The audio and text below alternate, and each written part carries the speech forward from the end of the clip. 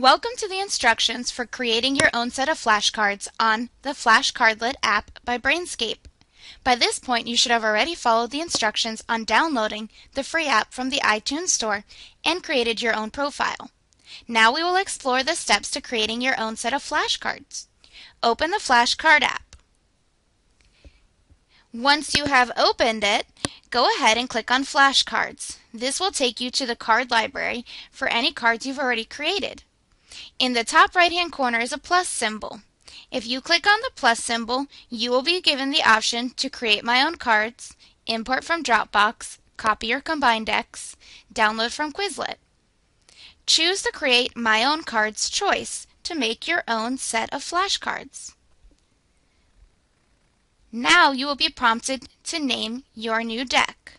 For example, I may want to call my new deck Ecosystems.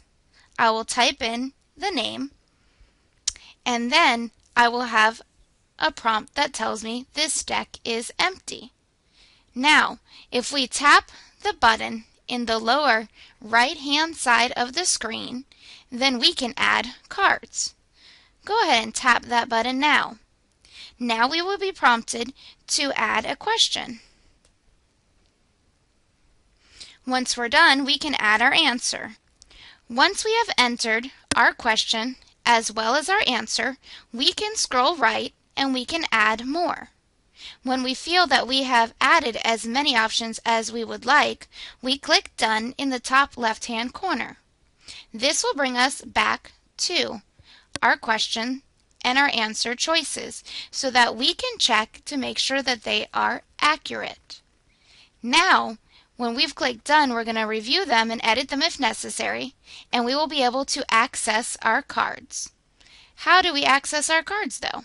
These cards will now appear in the card library, and they can be accessed by clicking on the name of the deck.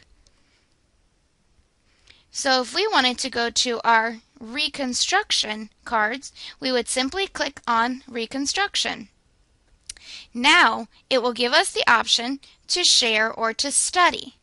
We're going to choose Study in the bottom right-hand corner. Studying the cards, if you click on it, you can be given a setup session window which allows you to select choices for card ordering. You can use the original order, you can select a random order or alphabetical order. You can filter them, not filter them, you can filter them by stars only or non-stars. And you can show the back first, or you can change it to the progress. Today, what we're going to do is we're going to choose the original order, not filtered, and then we're going to hit Start Studying. Once we hit Start Studying, the cards will appear with a question. When we've read the question, such as what was the 13th Amendment, we click on the card and it will flip over and give us the answer. It abolished slavery. You can hit the Star button if you would like to come back to this card later. Now, once you swipe up, you'll go to your next card. What was the 14th Amendment? It gave citizenship to African Americans and promised due process of the law. If you feel as though you have memorized this card and mastered it and do not want to see it again, you can hit the check mark. Once you hit the check mark, you are prompted to mark it as mastered. Yes, you can mark it as mastered. Yes, don't ask me again if you want to master all the ones you request. Or no, if I've mastered, I will hit yes and it will no longer be in my set of cards. When I'm done studying my cards and I have finished with the deck, the next thing that I can do is I can go ahead and I can go back to my library button, and I have a couple options. On the decks that I've made, I can open my deck up and I can choose if I would like to share the cards or if I would like to study.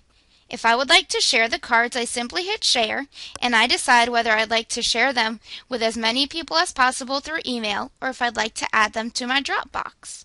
This concludes our tutorial on creating your own flashcards using the Flashcard app by Brainscape.